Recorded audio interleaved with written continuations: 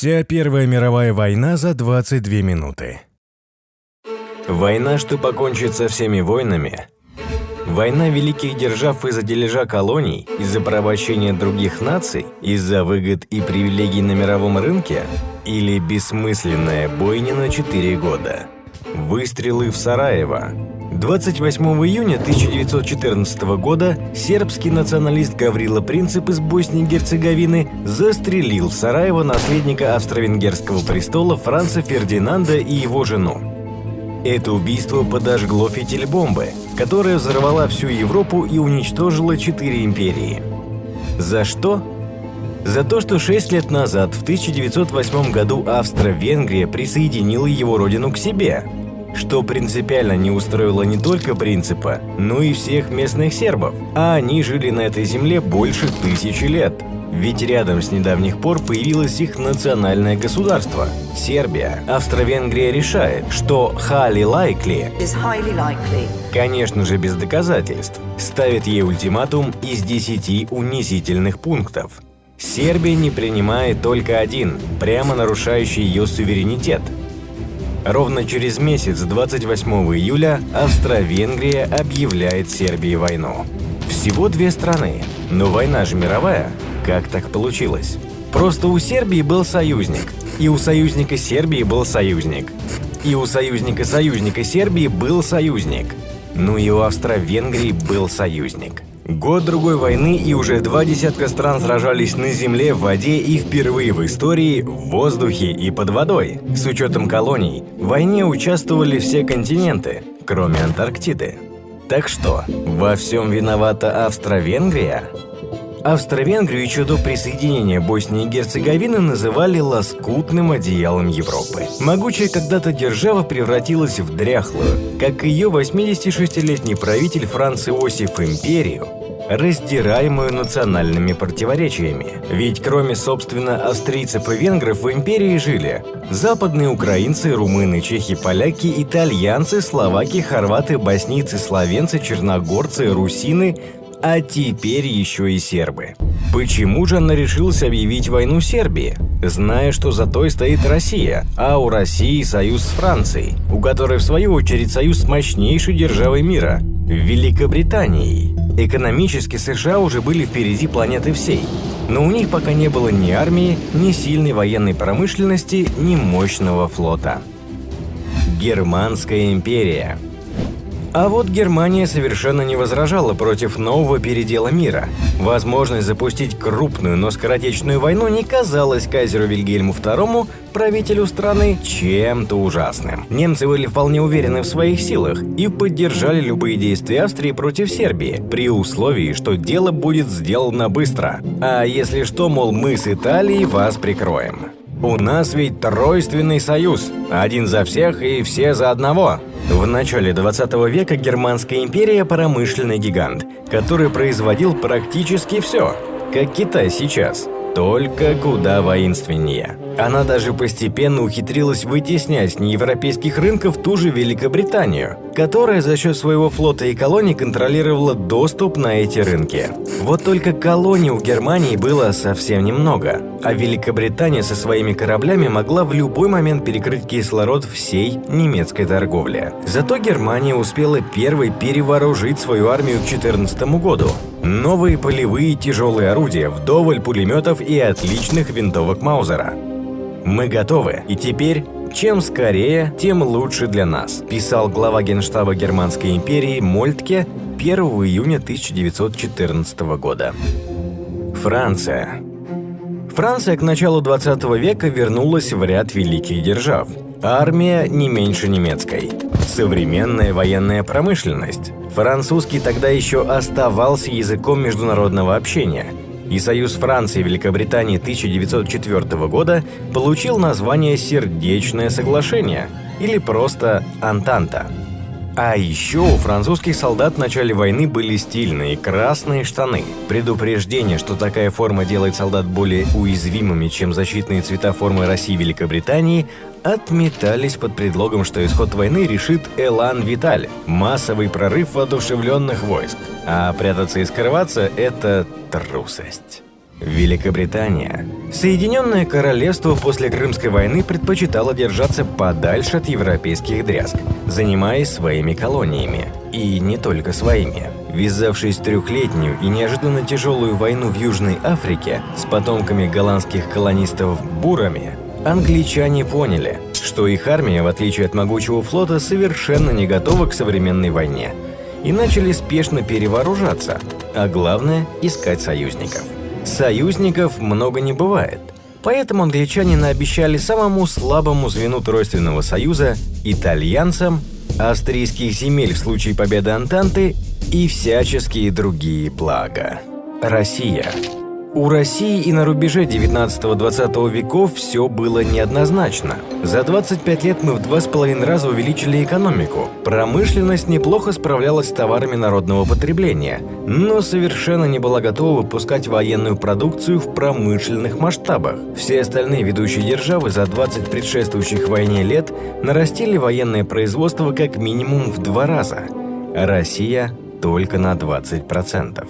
Для России было логично вообще не воевать, ведь у России нет непосредственных геополитических, захватнических или колониальных мотивов. Нет каких-либо претензий к Германии и Австро-Венгрии, кроме защиты Сербии. Население не готово к затяжной войне, а позиции монархии неустойчивы. Перевооружение армии только началось. Большую программу перевооружения царь утвердил в октябре 1913-го.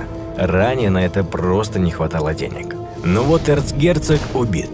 Сербия не приняла ультиматум Австро-Венгрии. Австро-Венгрия 28 июля объявляет ей войну и стягивает войска к границе. В ответ Россия объявляет полную мобилизацию, призыв всех резервистов и призывников. То же самое делают Германия и Франция. Обманутые надежды. Во всех странах небывалый патриотический подъем. Каждый уверен, что мы правы, а они нет. Мы победим, а они проиграют. Газеты раскупают за считанные минуты. В пунктах мобилизации огромные очереди. Санкт-Петербург переименовывают в Петроград, а рестораны вычеркивают немецкие названия из меню. Германия решает действовать первой. Немецкий генштаб уверен, что Россия в силу своих размеров и плохих дорог будет мобилизироваться долго. Не менее 6 недель. Ошибка номер 1. За это время Германия планирует разбить Францию, а потом уже переключиться на нас. Причем преодолевать укрепления на французской границе немцы не планируют. Они собираются пройти через нейтральную Бельгию, не ожидая сопротивления. Ошибка номер 2. Германия рассчитывала на нейтралитет Великобритании, или в худшем случае на морскую блокаду. И Британия дала ей повод для этого, не объявляя мобилизацию в конце июля и взяв паузу. Ошибка номер 3. Немецкие войска рвутся через Люксембург в Бельгию, где встречают неожиданно стойкое сопротивление партизанское движение. Действия, раздраженные задержкой германской армии в Бельгии, отличались жестокостью и тут же были растиражированы британской прессой как зверство варварских гуннов.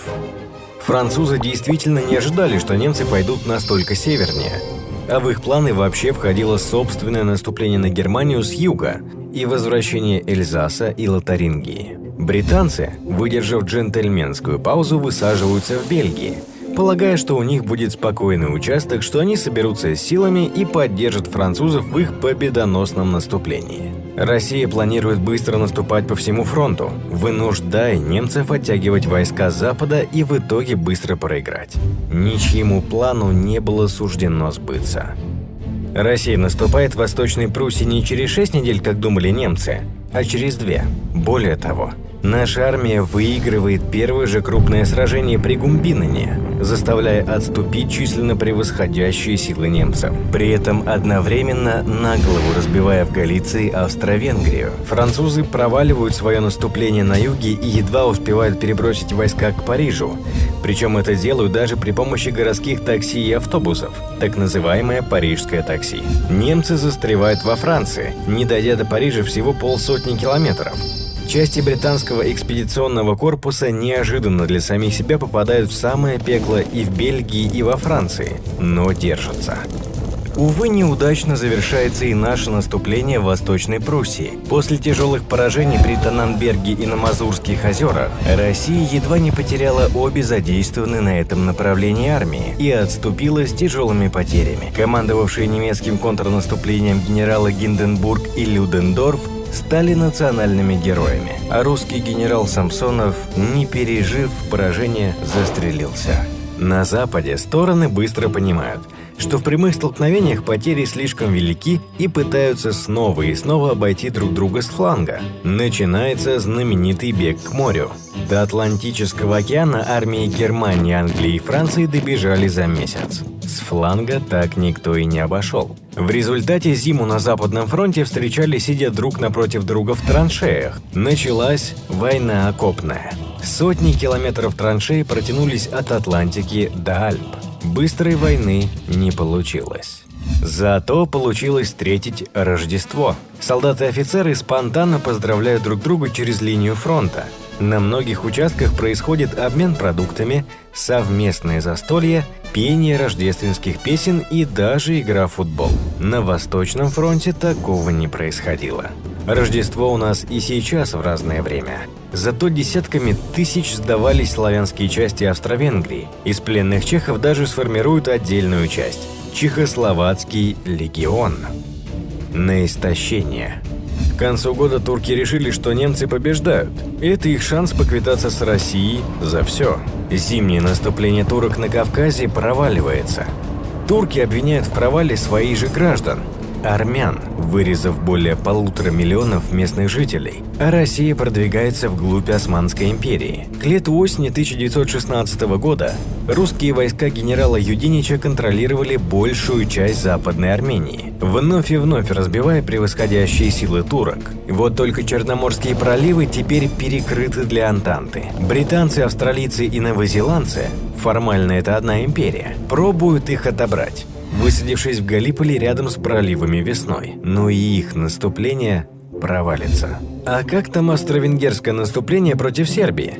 То самое, из-за угрозы которого началась война. Оно тоже провалилось. Маленькая Сербия выдержала удар и даже отбросила австро-венгерскую армию дважды. Но тут болгары решили, что раз немцы под Парижем, пора присоединиться к будущим победителям. Удара с двух флангов Сербия уже не выдержала. Отступающую из страны армию отказывались пропустить греки, и лишь вмешательство Николая II спасло сербов. Царь напрямую предупредил Англию и Францию, что гибель сербской армии будет означать выход России из войны. Те спешно отправили корабли для эвакуации. Тут в войну, получив заем и щедрое обещание от Антанты, вступают итальянцы. Впрочем, все их наступления против австро-венгерской армии тоже провалятся. 1915 год на Западном фронте прошел без перемен. Обе стороны пытались по-разному взломать позиции друг друга, проводили массированные артиллерийские удары, делали подкопы, куда засовывали тонны взрывчатки и травили врага слезоточивым газом. Затем немцы применят газ против наших войск в крепости Осовец, где произошла знаменитая атака мертвецов. Около сотни отравленных газом русских солдат отбросили наседающих немцев. Вскоре отравляющие газы начнут применять и остальные страны, в том числе и Россия, где, кстати, в 1915-м появился наиболее совершенный противогаз, задавший стандарты на десятилетия вперед. Тем не менее, у Германии постепенно отбирают все немногочисленные колонии в Африке и на Тихом океане, а британский флот перекрывает ей любую торговлю. В ответ немцы начинают успешную подводную войну. Но случайно топят лайнер с американцами – Лузитанию. Воевать еще и с Соединенными Штатами Германия желанием не горит и сворачивает действия своих подводных лодок. Раз на Западе не получается, то получится на Востоке, решает германский генштаб. И там в 1915-м начинается масштабное наступление. Русской армии катастрофически не хватает практически всего. Снарядов, патронов, винтовок, но главное – тяжелых орудий. Промышленность не справляется. Материальные потери возмещать становится все сложнее, и наши силы с боями оставляют все царство польское. В этот непростой момент Николай II решает сам возглавить армию. Это решение многими считается роковым для будущего монархии. Мировая мясорубка. В 1916 году немцы решают снова ударить всеми силами по Франции, считая, что Россия еще не скоро оправится от поражений. Вот только ресурсов у них становится все меньше. Морская блокада приводит к введению карточек на продукты, а металлический лом для переплавки в пушки уже приходится собирать у населения. Попытка прорвать блокаду своим новеньким флотом заканчивается крупнейшей морской битвой – Ютландским сражением. Хотя англичане номинально потеряли чуть больше кораблей, но смогли удержать блокаду. Мощнейшее немецкое наступление под французским Верденом прозвали Верденской мясорубкой. 380 тысяч убитых у французов и 340 тысяч убитых у германцев. Так заплатили союзники за то, чтобы в результате армии остались на прежних позициях. Великобритания и Франция умоляют Россию начать наступление на востоке. И Россия на территории современной Белоруссии ценой больших потерь сковывает крупные части немцев. А части генерала Брусилова совершают ставший знаменитым прорыв на юге, фактически сметя австро-венгерскую армию. Кстати, и это наступление мы проводили по просьбе союзников, на этот раз итальянцев. Немцы перебрасывают войска на восток, спасая Австро-Венгрию.